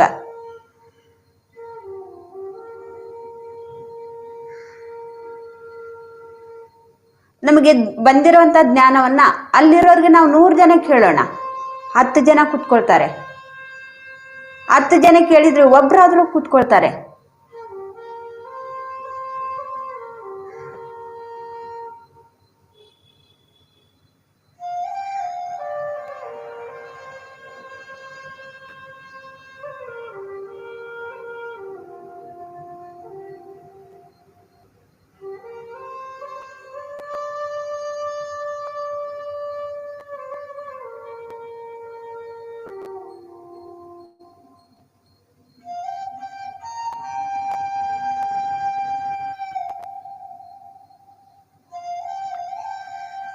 ನಾವು ಧ್ಯಾನವನ್ನು ಮಾಡ್ತಾ ಜ್ಞಾನವನ್ನು ಪಡ್ಕೊಂಡಾಗ ಅವ್ರ ಜೊತೆಗೆ ನಾವು ಕೂಡ ತೆಂಗಿನಕಾಯಿ, ಬಾಳೆಹಣ್ಣು, ಎಲೆ, ಅಡಿಕೆ ತಗೊಂಡೋಗಿ ಅವ್ರ ಜೊತೆಗೆ ನಾವು ಕೂಡ ಅದನ್ನೇ ಮಾಡ್ತಾ ಇದ್ರೆ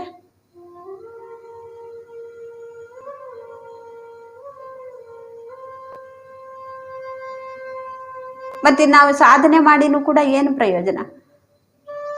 ಸಾಧನೆಯನ್ನ ಮಾಡ್ತಾ ಮಾಡ್ತಾ ಏನು ಜ್ಞಾನವನ್ನ ನಾವು ಪಡ್ಕೊಂಡಿದ್ವಿ. ಯಾರಾದ್ರೂ ಏನಾದ್ರೂ ಅನ್ಕೊಂಡ್ಬಿಟ್ರೆ ಎಲ್ಲರೂ ಕೂಡ ಹೂವು, ಹಣ್ಣು, ಕಾಯಿ, ಪೂಜೆ, ನೈವೇದ್ಯವನ್ನ ಮಾಡ್ತಾ ಇದ್ದಾರೆ. ನೈವೇದ್ಯವನ್ನ ಇಟ್ಟು ನಾವು ಇದೇ ರೀತಿ ಧ್ಯಾನಕ್ಕೆ ಕೂತ್ಕೊಂಡ್ರೆ ಯಾರಾದ್ರೂ ಅನ್ಕೊಂಡ್ರೆ ಆ ರೀತಿ ನಮ್ಗೆ ಒಂದು ಕ್ಷಣ ಕೂಡ ನಮಗೆ ಬರಬಾರ್ದು.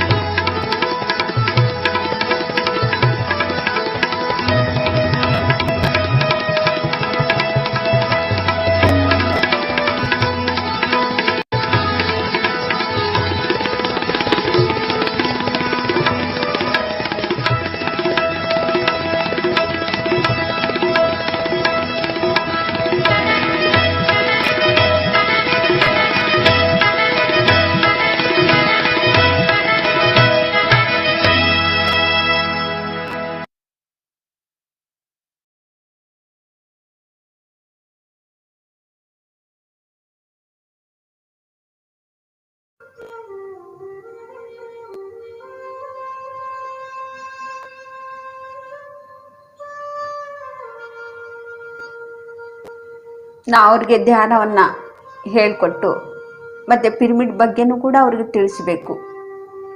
ಈ ರೀತಿ ದೇವಸ್ಥಾನಗಳಿಗೆ ಬಂದು ಹತ್ಕೊಂಡು ಕುತ್ಕೊಳ್ಳೋದ್ರಿಂದ ನಿಮಗೆ ದುಃಖ ಪರಿಹಾರ ಆಗೋದಿಲ್ಲ, ಕಷ್ಟ ಪರಿಹಾರ ಆಗೋದಿಲ್ಲ. ಸಾಧನೆಯನ್ನು ಮಾಡಬೇಕು, ವಿಶ್ವ ಪ್ರಾಣಶಕ್ತಿಯನ್ನು ಹೆಚ್ಚಿಗೆ ಪಡ್ಕೋಬೇಕು. ವಿಶ್ವ ಪ್ರಾಣಶಕ್ತಿ ಅನ್ನೋದು ನಮಗೆ ಆತ್ಮಕ್ಕೆ ಆಹಾರ. ಆ ಭಗವಂತನಿಗೆ ಎಷ್ಟು ಶಕ್ತಿ ಇದೆ, ನಮಗೂ ಕೂಡ ಅಷ್ಟು ಶಕ್ತಿ ನಮಗೂ ಕೂಡ ಇದೆ. ಪಿರಮಿಡ್ಗಳನ್ನು ಬಳಸಿ ಅದರ ಒಳಗಡೆ ಕೂತ್ಕೊಂಡು ಧ್ಯಾನವನ್ನು ಮಾಡಿ, ಇಂತಿಂಥ ಜಾಗದಲ್ಲಿ ಪಿರಮಿಡ್ಗಳು ಇದೆ, ಅಲ್ಲಿಗೆ ಹೋಗಿ ಧ್ಯಾನವನ್ನು ಮಾಡಿ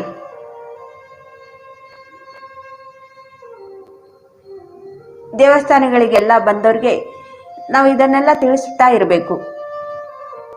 ಪ್ರತಿಯೊಂದು ದೇವಸ್ಥಾನ ಕೂಡ ದೇವಸ್ಥಾನಗಳೆಲ್ಲ ಧ್ಯಾನಾಲಯಗಳಾಗಬೇಕು.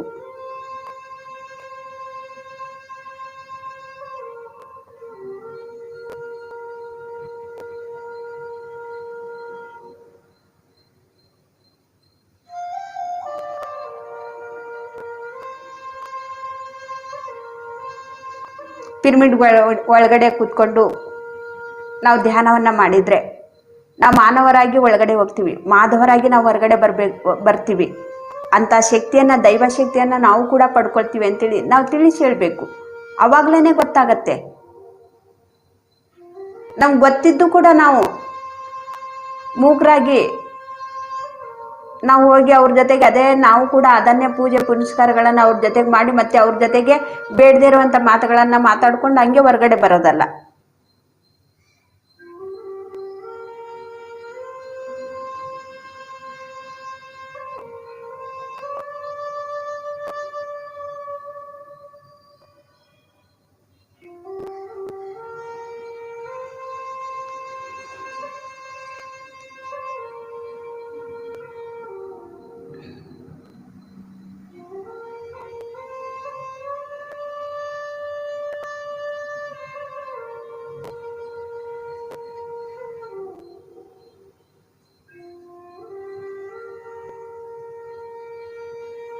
ನಮ್ಮಲ್ಲಿರುವಂಥ ಅಗಾಧ ಶಕ್ತಿಯನ್ನು ನಾವು ತಿಳ್ಕೋಬೇಕು ಫ್ರೆಂಡ್ಸ್.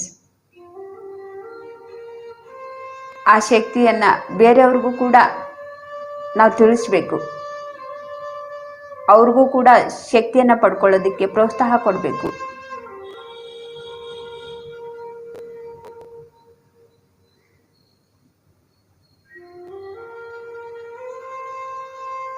ಎಷ್ಟೋ ಜನ ಹೇಳ್ತಾ ಇರ್ತಾರೆ, ನನಗೆ ಅಕ್ಷರ ಜ್ಞಾನ ಇಲ್ಲ, ನಾನು ತುಂಬ ದಡ್ಡಿ ಅಂತೇಳಿ. ಎಷ್ಟೋ ಜನ ನನಗೆ ಒಳ್ಳೇದಾಗತ್ತಾ, ನನಗೆ ಅಕ್ಷರ ಜ್ಞಾನನೇ ಇಲ್ಲ, ನಾನು ತುಂಬ ಪ್ರಾಪಂಚಿಕದ ಒಂದು ಶ್ರೀಮಂತಳಾಗಬೇಕು, ನನಗೆ ಅಕ್ಷರ ಜ್ಞಾನನೇ ಇಲ್ಲ ಅಂತೇಳಿ ಈ ರೀತಿನೂ ಕೂಡ ಕೇಳ್ತಾ ಇರ್ತಾರೆ. ಎಲ್ಲದನ್ನೂ ಸಿಗತ್ತೆ ಅಂತೇಳಿ ನಾವು ತಿಳಿಸಿ ಹೇಳಬೇಕು. ನಮ್ಮ ಗುರುಗಳು ನನಗೆ ಅದೇ ರೀತಿನೇ ನನಗೆ ಧ್ಯಾನದಲ್ಲಿ ತಿಳಿಸಿ ಹೇಳ್ತಾ ಇದ್ರು. ನಾನು ಕೂಡ ಇದನ್ನೇ ಹೇಳ್ತಾ ಇದ್ದೆ. ಮತ್ತೆ ನಾನು ಮೊದಲು ನಗ್ತಾ ಇದ್ದೆ. ಆ ರೀತಿ ನನಗೆ ಸಂದೇಶಗಳು ಬಂದಾಗ ಧ್ಯಾನದಲ್ಲಿ ನಾನು ನಗ್ತಾ ಇದ್ದೆ, ಇದು ಎಲ್ಲ ಹೇಗೆ ಸಾಧ್ಯ ಆಗತ್ತೆ ಅಂಥೇಳಿ. ಆಗ ಪ್ರತಿಯೊಬ್ಬರು ಒಂದು ಉದಾಹರಣೆ ಕೊಟ್ಟು ನನಗೆ ತಿಳಿಸ್ತಾ ಇದ್ರು ಆ ಮಹಾಶಕ್ತಿ.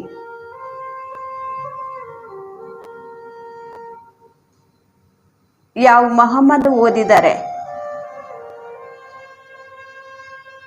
ಯಾವ ಕಬೀರ್ ಓದಿದ್ದಾನೆ ಅಂತೇಳಿ. ಅಂದರೆ ಪ್ರತಿಯೊಬ್ಬರು ಕೂಡ ಏನು ಆಧ್ಯಾತ್ಮಿಕದಲ್ಲಿ ಒಂದು ಶ್ರೀಮಂತರಾಗಿದ್ದಾರೆ, ಅವರು ಒಂದು ಉದಾಹರಣೆ ಕೊಟ್ಟು ನನಗೆ ತಿಳಿಸ್ತಾ ಇದ್ರು. ಅಷ್ಟು ತಿಳಿಸಿ ಹೇಳಿದ್ರೂ ಕೂಡ ನನಗೆ ತಿಳಿತಾನೇ ಇರಲಿಲ್ಲ, ಇದು ಎಲ್ಲ ಹೆಂಗ್ ಸಾಧ್ಯ ಆಗತ್ತೆ ಅಂತೇಳಿ.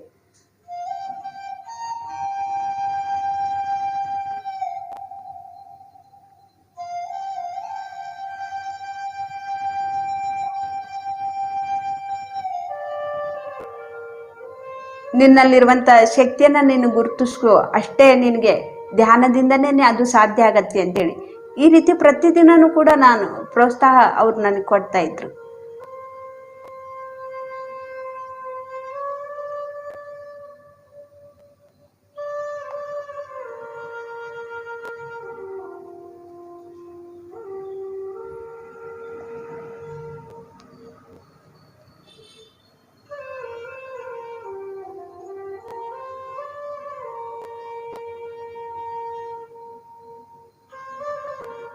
ಈ ರೀತಿ ನಾನು ಕೇಳಿ ಕೇಳಿ ಕೇಳಿ ಕೇಳಿ ಅನ್ಕೊಳ್ಳೋದನ್ನು ಶುರು ಮಾಡಿಕೊಂಡೆ ನಾನು. ನನ್ನಲ್ಲಿರುವಂಥ ನನಗೂ ಕೂಡ ಒಂದು ಅಗಾಧವಾದಂಥ ಶಕ್ತಿ ಇದೆ. ನನ್ನ ಜೀವನಕ್ಕೆ ನಾನೇ ಸೃಷ್ಟಿಕರ್ತಳು. ನನಗೆ ಎಷ್ಟೊಂದು ಅದ್ಭುತವಾದಂಥ ಆರೋಗ್ಯ ಇದೆ. ನಾನು ಎಷ್ಟು ಚೆನ್ನಾಗಿ ಈ ಶರೀರವನ್ನು ನಾನು ನೋಡ್ಕೊಳ್ತಾ ಇದ್ದೀನಿ, ಎಷ್ಟು ಅದ್ಭುತವಾಗಿ ನಾನು ಜೀವಿಸ್ತಾ ಇದ್ದೀನಿ, ಎಷ್ಟು ಭಾಗ್ಯವಂತಳಾಗಿ ನಾನು ಜೀವಿಸ್ತಾ ಇದ್ದೀನಿ. ನಾನು ಕೇಳಿ ಕೇಳಿ ಕೇಳಿ ಕೇಳಿ ಅದನ್ನೇ ಅನ್ಕೊಳ್ತಾ ಇದ್ದೆ. ಅದನ್ನು ನನಗೆ ಅಭ್ಯಾಸ ಆಗಿಬಿಡ್ತು ಅನ್ಕೊಳ್ಳೋದನ್ನು. ನನ್ನ ಜೀವನ ಹಾಗೆ ಸೃಷ್ಟಿಯಾಗಿದೆ. ಪ್ರತಿಯೊಬ್ಬರ ಜೀವನ ಕೂಡ ಹಾಗೆ ಸೃಷ್ಟಿಯಾಗತ್ತೆ ಫ್ರೆಂಡ್ಸ್, ಅನ್ಕೊಳ್ಳೋದ್ರಿಂದ.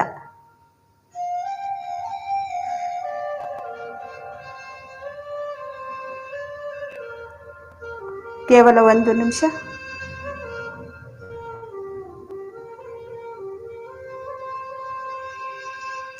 ಯಾವತ್ತೂ ಕೂಡ ಒಂದು ಮಾತು ಕೂಡ ನಾವು ಕೆಟ್ಟದನ್ನ ನಮ್ಮ ಬಗ್ಗೆ ನಾವು ಅನ್ಕೋಬಾರ್ದು. ಒಂದು ಮಾತು ಕೂಡ ನಮ್ಮ ಬಾಯಿಂದ ಬರಬಾರ್ದು.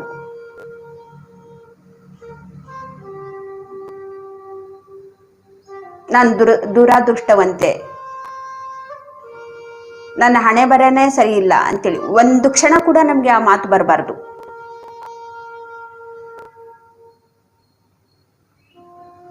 ಅಂತಹ ಯೋಚನೆಗಳು ಬಂದ್ರೆ ಅದನ್ನ ಅಲ್ಲಿಗೆ ನಿಲ್ಲಿಸಿ ನಮ್ಮ ಉಸಿರನ್ನೇ ನಾವು ಗಮನಿಸ್ತಾ ಇರಬೇಕು. ಮನಸ್ಸನ್ನು ಶೂನ್ಯ ಮಾಡ್ಕೋಬೇಕು. ದೈವ ಶಕ್ತಿಯನ್ನ ನಾವು ಹೆಚ್ಚಿಸ್ಕೋಬೇಕು.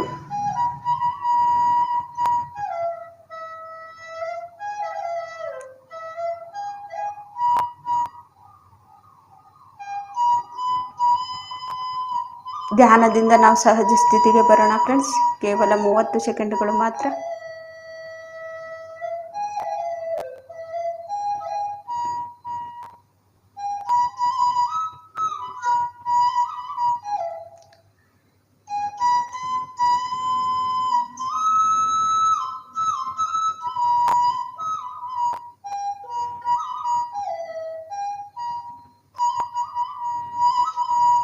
ಓಕೆ ಫ್ರೆಂಡ್ಸ್, ನಿಮ್ಮ 2 ಕೈಗಳನ್ನು ಬಿಡಿಸಿಕೊಂಡು ಕಣ್ಣಿನ ಮೇಲೆ ಇಟ್ಕೊಳ್ಳಿ. 5 ಸೆಕೆಂಡ್ಸ್. 5 4 3 2 1 0. ನಿಮ್ಮ ಕೈಗಳನ್ನೇ ನೋಡ್ತಾ ಕಣ್ಬಿಡಿ. ಈ ಧ್ಯಾನವನ್ನು ತಿಳಿಸ್ಕೊಟ್ಟಂತಹ ಗುರುಜಿ ಬ್ರಹ್ಮಶ್ರೀ ಪಿತಾಮಹ ಪತ್ರಿಜಿಯವರಿಗೆ ನಾವು ಧನ್ಯವಾದಗಳನ್ನು ತಿಳಿಸೋಣ ಹೃದಯದಿಂದ, ಚಪ್ಪಾಳೆಯ ಮುಖಾಂತರ. ಇಲ್ಲಿ ಬಂದಂತಹ ಎಲ್ಲ ಆತ್ಮ ಬಂಧುಗಳಿಗೂ ಕೂಡ ನಾನು ಧನ್ಯವಾದಗಳನ್ನು ತಿಳಿಸ್ತಾ ಇವತ್ತಿನ ಕ್ಲಾಸ್ ಮುಗಿಸ್ತಾ ಇದ್ದೀನಿ. Thank you masters, thank you. ಯಾರಿಗಾದ್ರೂ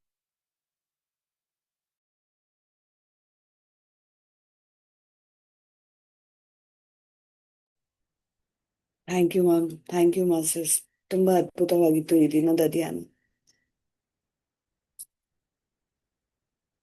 thank you masters, thank you ma'am. ಈ ದಿನದ ಧ್ಯಾನ ತುಂಬಾ ಅದ್ಭುತವಾಗಿತ್ತು. ಹಾಗೆ ನಮ್ಮಲ್ಲಿರುವಂತಹ ಅಂತಃಶಕ್ತಿಯನ್ನ ಹೇಗೆ ನಾವು ಕಾಪಾಡ್ಕೋಬೇಕು, ಹೇಗೆ ನಾವು ಅದನ್ನ ಪಡ್ಕೋಬೇಕು ಅಂತ ತುಂಬಾ ಚೆನ್ನಾಗಿ ತಿಳಿಸಿದ್ರಿ. ಮತ್ತೊಮ್ಮೆ ನಿಮ್ಗೊಂದು ಧನ್ಯವಾದಗಳು. ಎಲ್ಲರಿಗೂ ವಿಜಯದಶಮಿಯ ಶುಭಾಶಯಗಳನ್ನ ಹೇಳ್ತಾ ಈ ದಿನದ ಧ್ಯಾನವನ್ನು ಥ್ಯಾಂಕ್ ಯು.